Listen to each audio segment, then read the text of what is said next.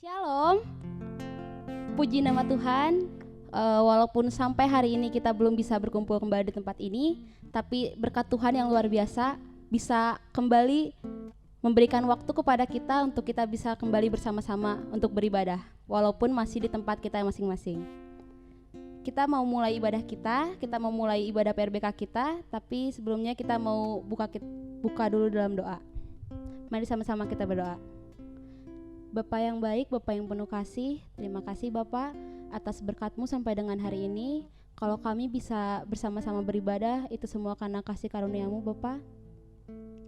Bapa, di tengah-tengah pandemi ini kami mau berdoa Tuhan untuk negara ini, untuk semua susunan jajaran yang Kau sudah dirikan Tuhan, supaya benar Bapa pandemi ini bisa secepatnya pergi Tuhan.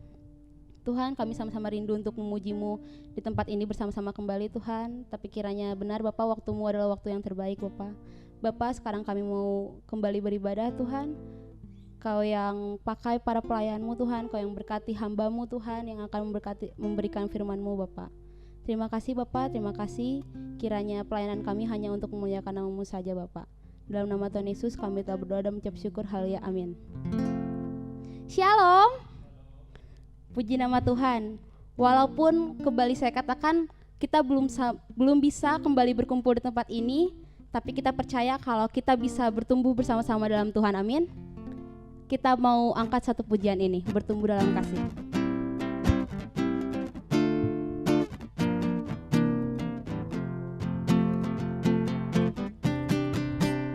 Sebagai saudara seiman di dalam tubuh Kristus, menyerahkan seluruh hidupnya, berbagi kasih bersama.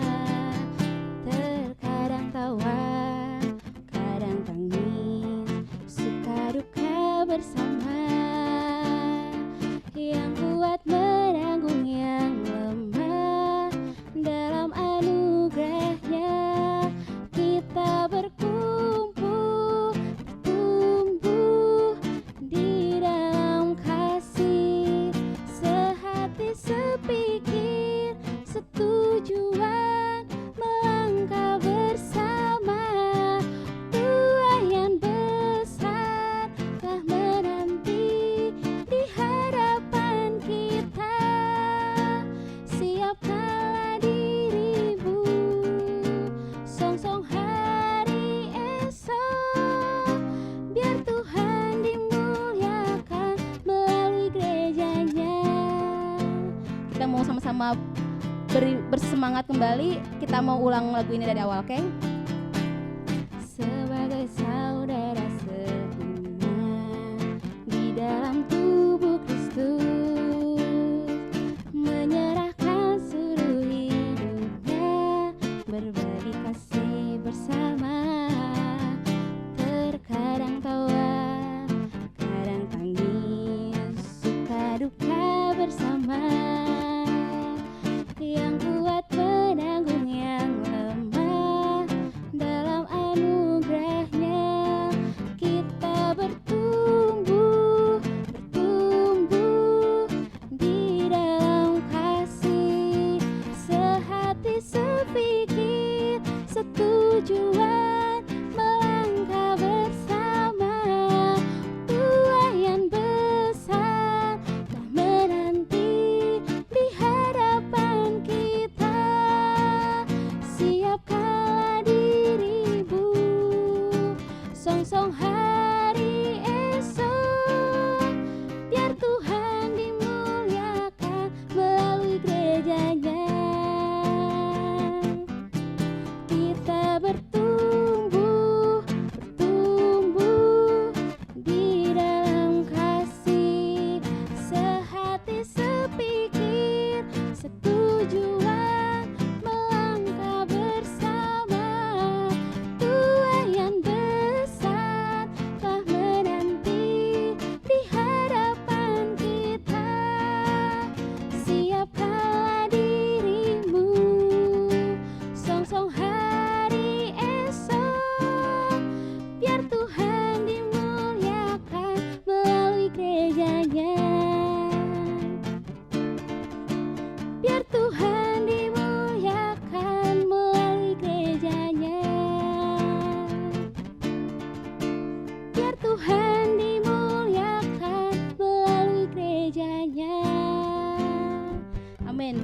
Tuhan.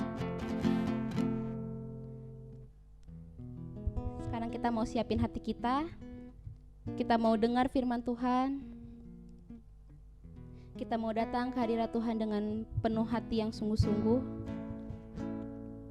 Kita tahu apapun masalah kita, masalah dalam sekolah, kuliah, pekerjaan, keluarga, teman-teman, pasti beragam-ragam. Teman-teman dan saya pasti beda.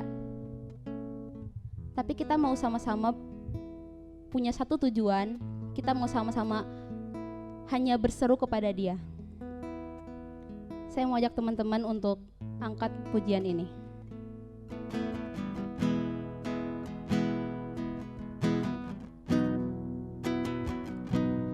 Kau Tuhan, penolong dalam hidupku.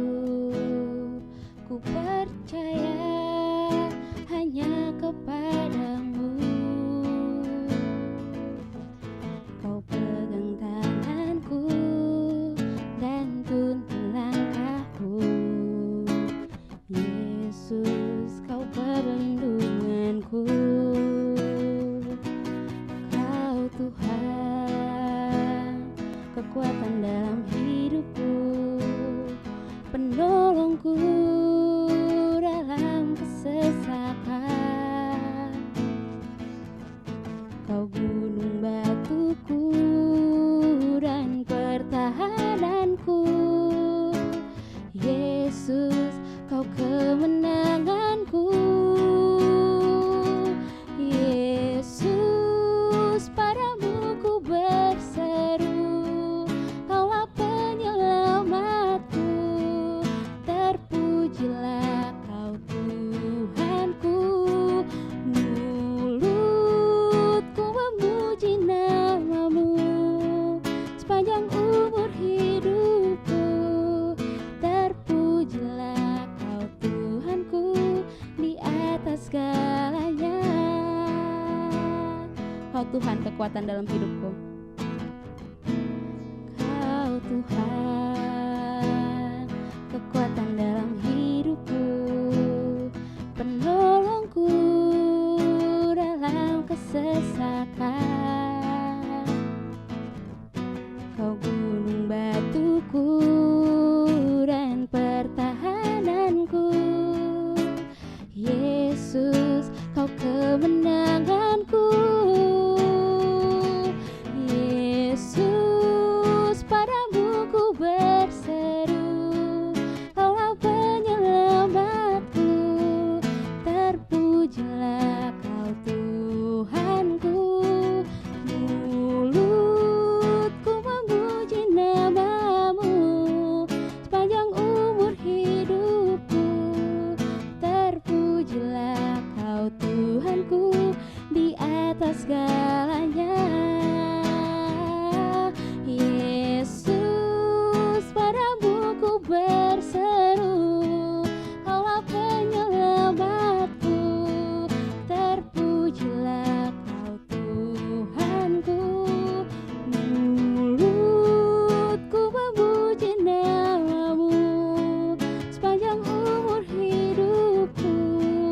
Terpujilah Kau Tuhanku di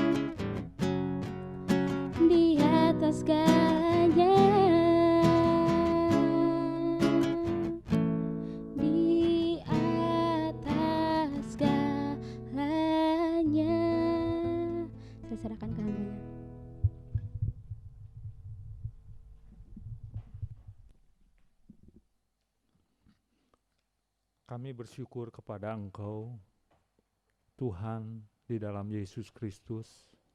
Hanya karena darah daripada Engkau kami boleh diselamatkan. Bukan karena jasa kami, bukan karena prestasi kami, tetapi semuanya berasal daripada Tuhan.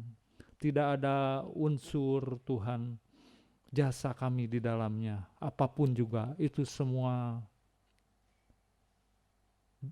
free daripada Engkau. Terima kasih Bapa di sorga. Biarlah pada saat sore hari ini kami akan mendengarkan sabda-Mu. Tuhan, tolonglah dalam setiap pembacaan firman-Mu, supaya roh-Mu boleh bekerja, sehingga bukan hanya knowledge kami, pengetahuan kami yang Tuhan tambahkan, tetapi jiwa kami yang semakin tunduk dan menjadi hamba di hadapan Tuhan. Kami mohonkan lewat Roh Kudus-Mu boleh bekerja pada setiap kami, bagi mereka yang mendengarkan dan kami yang berbicara. Tuhan yang bekerja, nama Tuhan boleh dimuliakan. Demi Kristus pengantara kami yang agung, kami sudah berdoa dan mengucap syukur. Ya, kita akan buka Alkitab kita di dalam Yesaya pasal yang ke-50, ayat yang keempat. Dikatakan di sana, Tuhan Allah telah memberikan kepadaku lidah seorang murid, supaya dengan perkataanku dapat memberikan semangat baru kepada orang yang letih lesu. Setiap pagi ia mempertajam pendengaranku untuk mendengar seperti seorang murid. Tuhan Allah telah membuka telingaku dan aku tidak memberontak, tidak berpaling ke belakang. Saudara-saudara, Yesaya dipanggil menjadi nabi dalam tahun matinya Raja Uzia. Dan Yesaya hidup pada zaman raja-raja Yehuda, yaitu zaman Yotam, Ahaz, dan Hizkia. Arti kata Yesaya adalah Tuhan adalah keselamatan. Yesaya hidup pada zaman pergolakan invasi bangsa-bangsa. Dan Yesaya banyak bernubuat tentang bangsa-bangsa lain seperti Babel, Asyur, Moab, Aram, Ethiopia, Mesir, Edom, bahkan Yerusalem sendiri. Saudara-saudara, di dalam pasal 40-55 dikatakan bahwa Yerusalem menjadi puing-puing. Israel terbuang ke Babel. Israel sebagai bangsa pilihan telah gagal menjadi hambanya atau wakilnya Tuhan. Gagal menjadi terang di tengah bangsa-bangsa lain. Israel gagal karena tidak mendengarkan suara Tuhan, memberontak terhadap Tuhan, dan hidup di dalam dosa. Yang akhirnya Tuhan harus buang ke Babel untuk menjadi tawanan. Saudara-saudara, Israel telah menjadi tawanan dan diangkut ke Babel. Ini termasuk juga ada orang-orang benar di dalamnya. Nah, di sini saudara bisa berpikir bahwa mengapa orang benar ikut menderita. Tetapi saya tidak akan membahas hal ini. Israel masuk ke dalam pembuangan. Artinya, di pembuangan inilah Israel dimurnikan. Orang-orang Israel yang hidup sembarangan akan melebur, kawin campur dengan orang-orang dan kehidupan di Babel sana. Saudara-saudara, sedangkan orang-orang Israel yang murni akan mempertahankan Taurat Tuhan. Dia akan menjalankan Taurat Tuhan di dalam pembuangan, dan hatinya selalu merindukan kepada Yerusalem. Kapan Yerusalem akan dipulihkan?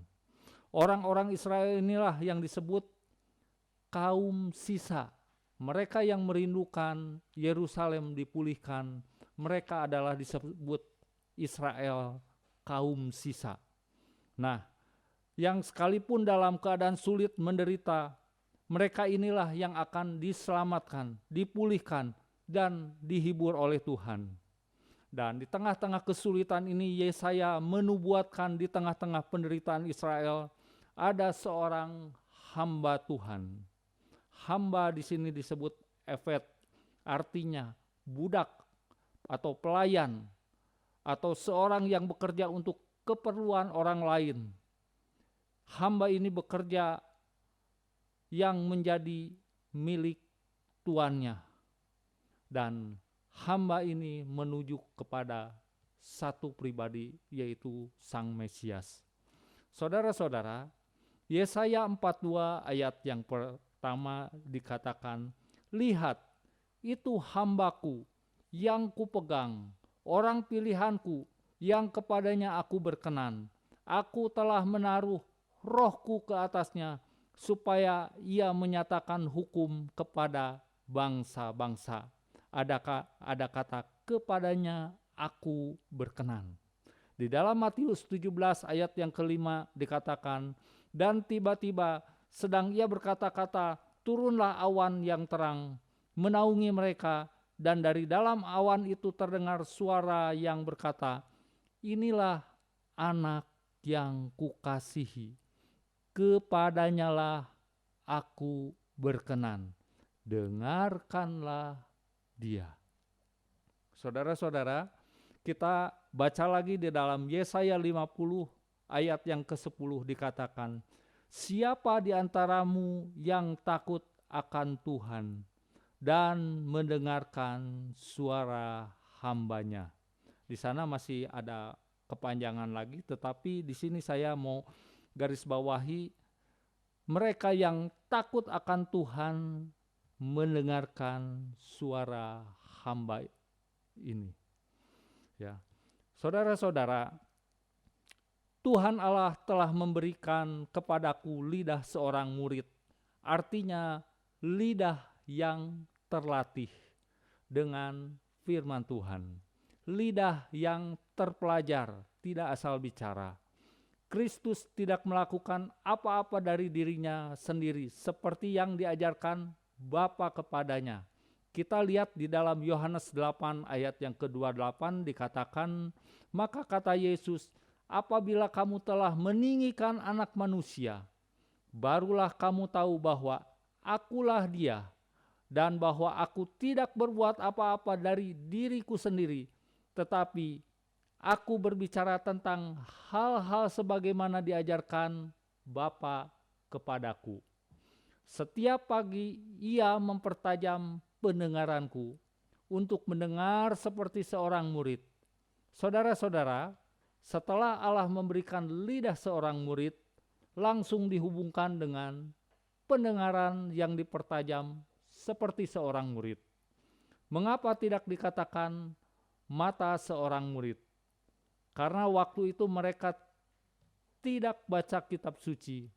Yang baca hanya orang-orang Lewi, karena hanya mereka yang berhak mempunyai tulisan-tulisan para nabi dan Taurat. Selebihnya umat lebih banyak mendengar dari penjelasan kitab suci. Itulah sebabnya Roma 10 ayat 17 mengatakan, jadi iman timbul dari pendengaran dan pendengaran oleh firman Kristus. Saudara-saudara, lidah perlu didisiplin, dilatih bagaimana reaksinya ketika berada di dalam tekanan hidup, atau di dalam tekanan emosi, atau pada saat stres. Kira-kira perkataan apa yang langsung keluar? Apakah perkataan yang menyulut seperti api dan bensin?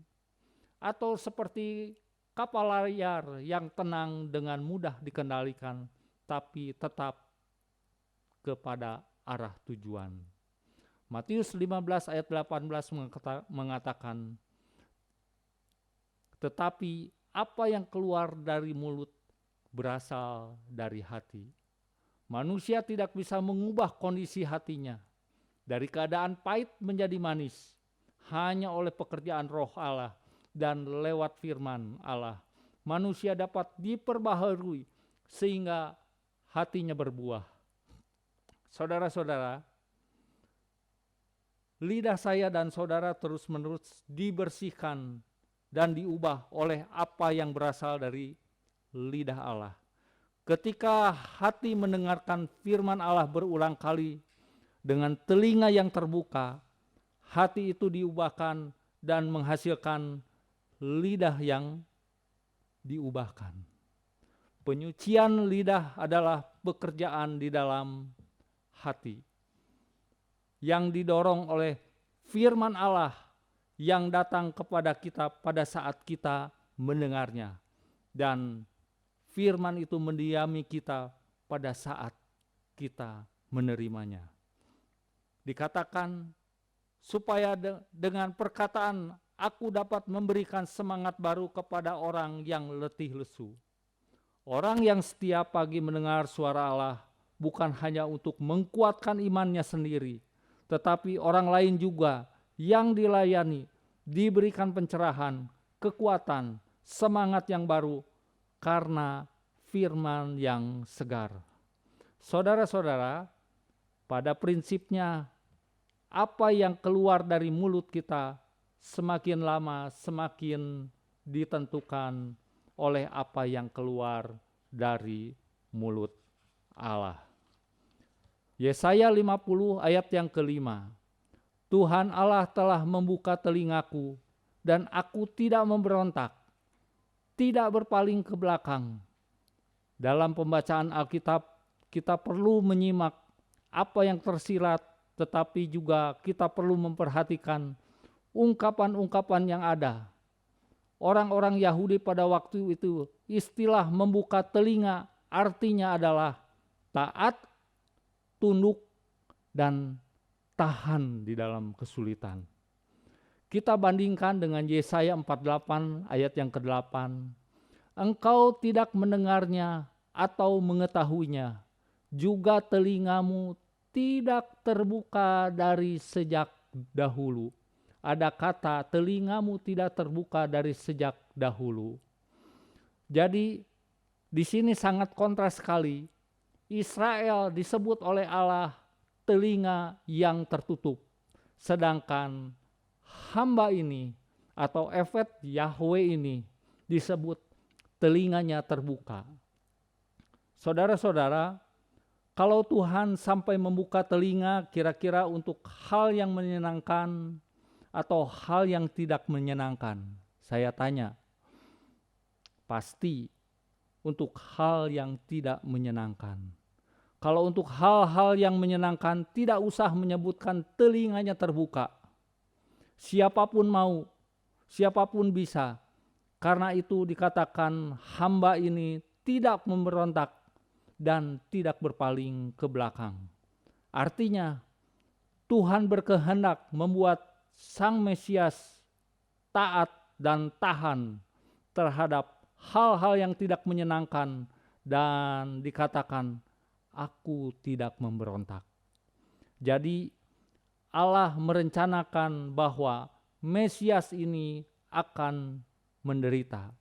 Di dalam Kisah Rasul 2 ayat yang ke-23 dikatakan, dia yang diserahkan Allah menurut maksud dan rencananya. Diserahkan Allah menurut maksud dan rencananya, itu digarisbawahi. Telah kamu salibkan dan kamu bunuh oleh bangsa-bangsa durhaka. Saudara-saudara, kita kembali kepada telinga yang terbuka. Saya tanya, apakah engkau mempunyai telinga yang terbuka di hadapan Tuhan? Sekalipun harus menghadapi hal-hal yang tidak menyenangkan, atau cemoohan, atau pengucilan karena nama Tuhan, atau karena kehendak Tuhan, dan saudara tetap menyampaikan apa yang didengar dari Tuhan, sekalipun bukan kata-kata yang menyenangkan untuk semua orang. Mulai dari teguran firman Tuhan, hardikan, bahkan menyatakan firman penghukuman. Saudara-saudara, masih bersediakah engkau untuk dipakai menjadi alatnya Tuhan. Maukah saudara-saudara menyerahkan mulut dan telinga kita kepada Tuhan? Kita tundukkan kepala dan kita akan berdoa. Bapa di dalam sorga, kami mohon ya Tuhan, kerelaan untuk selalu mengikut Engkau, walaupun akan berakibat sulit bagi kami. Kami begitu gentar, kami tidak mampu untuk kuat untuk menjalankan apa yang Tuhan tuntut dari kami. Berikanlah kekuatan untuk menjalankan lewat Roh-Mu yang kudus, dan berilah sukacita yang tak pernah padam ketika kami sudah menjalankan. Kiranya ya Tuhan, bagi Engkaulah kemuliaan sampai selama-lamanya. Dan kami mohonkan doa ini lewat Kristus pengantara kami yang agung. Terima kasih Bapa di sorga. Terima kasih. Kami menyerahkan segala sesuatunya, diri kami kepada Engkau. Di dalam nama Tuhan Yesus, kami sudah berdoa. Amin. Saya serahkan waktu selanjutnya.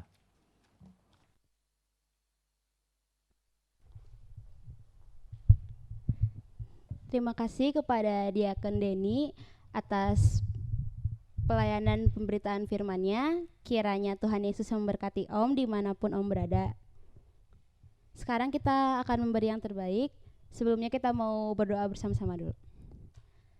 Bapa yang baik, Bapa yang penuh kasih, terima kasih Bapa atas firman-Mu. Kau yang berkati Om Denny Tuhan, dimanapun dia berada Tuhan, Kau yang lindungi juga keluarga-keluarganya Tuhan. Tuhan, sekarang kami memberikan yang terbaik Tuhan, kiranya Kau yang berkati tangan-tangan yang memberi maupun yang belum bisa memberi. Kau yang berkati Tuhan, supaya persembahan kami dapat memperluas kerajaan-Mu di tempat ini. Terima kasih Bapa, terima kasih. Dalam nama Tuhan Yesus kami telah berdoa dan mengucap syukur. Haleluya, amin. Seperti biasa, persembahannya kita mau simpan di dalam amplop, kita masukkan ke dalam amplop, lalu kita kasih keterangan tanggal kebaktian ibadah hari ini. Buat teman-teman yang punya waktu, bisa langsung antar ke pos story dan dimasukkan ke dalam kotak yang sudah disediakan. Selanjutnya kita mau tutup dalam doa. Saya minta kepada hambanya.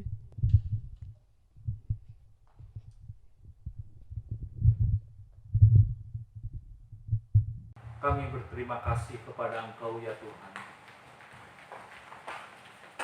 Dalam setiap waktu dan kesempatan di mana Tuhan masih memberikan kesempatan, ketika sabda-Mu boleh memimpin kami, boleh menghidupi jiwa kami ya Tuhan. Kami tahu itu adalah satu anugerah, dan kami tidak mau kehilangan anugerah ini lewat begitu saja, sehingga hidup kami bisa menjadi hampa dan kosong. Ya Tuhan, tolonglah untuk anak-anak-Mu PRBK, mereka yang masih muda. Pimpinlah kehidupan mereka, jalani hidup mereka dengan kesucian dan takut akan Tuhan. Kami berdoa ya Tuhan, sejak mereka masih muda, kami yakin dan percaya mereka akan terus dipimpin oleh Tuhan, dan mereka yang bergantung sepenuhnya kepada Tuhan, mereka mempunyai arti hidup, dan mereka tidak akan pernah kosong karena mengikuti Sang Sumber hidup yaitu Yesus Kristus. Dan jiwa kami boleh Tuhan terpelihara di dalamnya karena Engkaulah Sang Gembala Agung. Kami menyerahkan anak-anak PRBK ke dalam tangan-Mu. Lingkupi mereka ya Tuhan, tutup bungkus dengan kuasa darah-Mu. Kami menyerahkan pribadi lepas pribadi itu ke dalam tangan-Mu saja yang penuh kuasa. Di dalam nama Tuhan Yesus Kristus kami akhiri ibadah saat sore hari ini. Amin.